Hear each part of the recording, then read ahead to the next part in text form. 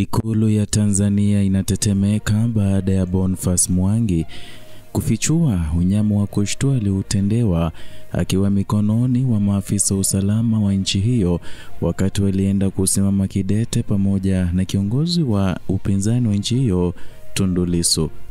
Ujambo na karibu kwa taarifa zetu za Kenyascope, na kumbuka kusubscribe. Mwanaharakati mashuhuri wa haki za binadamu nchini Kenya Boniface Mwangi amefichua mateso ya kinyama aliyopitia akiwa mikononi mwa maafisa wa usalama nchini Tanzania, hatua ambayo imeibua ghadhabu kubwa kutoka kwa mashirika ya haki za binadamu na wanaharakati wa ukanda wa Afrika Mashariki. Kwa mujibu wa maelezo ya Mwangi, mara tu baada ya kukamatwa alitengwa na wenzake, kuvuliwa nguo, kufungwa kichwa chini miguu juu na kuteswa kwa njia za kikatili zikiwemo dhuluma za kingono.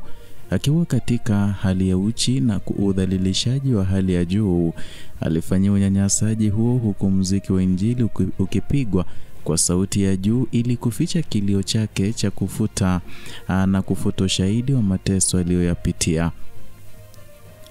Mateso hayo yaliambatana na maswali ya uchunguzi kuhusu sababu za kuwepo kwake nchini Tanzania na watu waliodaiwa kushirikiana nao. Kwa maoni ya Mwangi, lengo kuu la utesaji huo lilikuwa kumvunja kimwili na kiakili ili kumtisha na kumzuia kuendeleza harakati zake za kutetea demokrasia na haki za kibinadamu barani Afrika. Sio Mwangi pekee aliyepitia unyanyasaji huo. Mwanaharakati mwenzake kutoka Uganda Agatha Tuhaire pia alikamatwa na kuripotiwa kufanywa ukatili wa aina hiyo kabla ya kuachiliwa. Baada ya mateso ya siku kadhaa, wote wawili walielekezwa karibu na mpaka wa Tanzania na Kenya. Mwangi alipatwa na majeraha mabaya kiasi cha kushindwa kutembea peke yake. Na katika ripoti hiyo ya kushtua, Mwangi alieleza masikitiko yake makubwa dhidi ya serikali ya Kenya kwa kukosa kuchukua hatua au kutoa tamko lolote wakati alipokuwa kizuizini. Ukimya huu umetajwa kama usaliti kwa maadili ya haki za binadamu, hasa serikali inayodai kuunga mkono uhuru wa kujieleza na haki za raia wake, hata wanapokuja nje ama wanapokuwa nje ya mipaka ya nchi. Ziara ya Mwangi nchini Tanzania ililenga kutoa uungwaji mkono kwa harakati za kidemokrasia na wito wa mageuzi ya kikatiba nchini humo.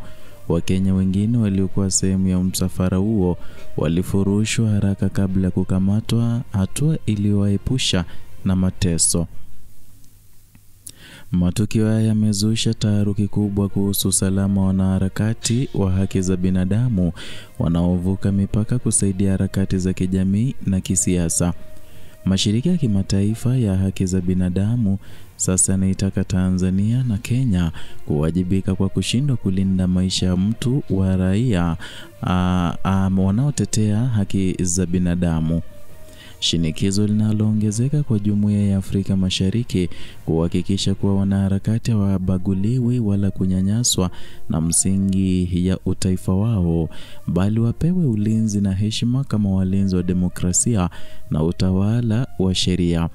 Taarifa hizi zimeibua wasiwasi kuhusu kujitokeza kwa vitendo vya kikatili dhidi ya wanaharakati, huku jamii ya kimataifa ikitazama kwa karibu hatua zitakazochukuliwa na serikali husika.